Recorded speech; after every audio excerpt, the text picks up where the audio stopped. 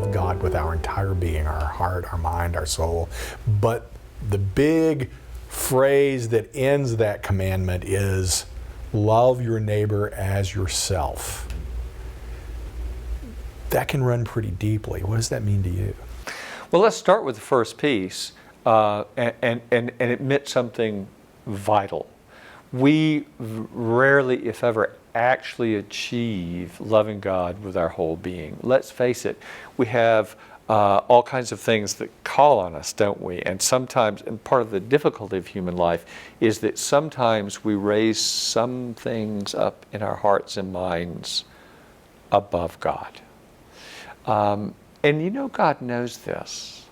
God knows this. So God didn't say, love me with all your being, and then I'll love you. What God said is, I love you, and if you'll let me, I will shape you more and more toward a richer love toward me, your Maker.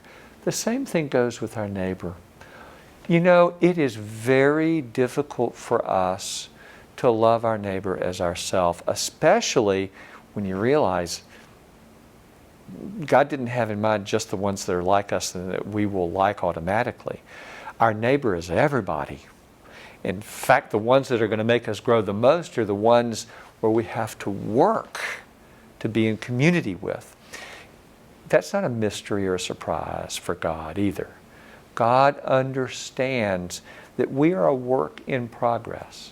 At no point does God say, I will love you if you love me right. I will love you if you love your neighbor right. What He says is, let me help you love more richly than you have ever imagined before.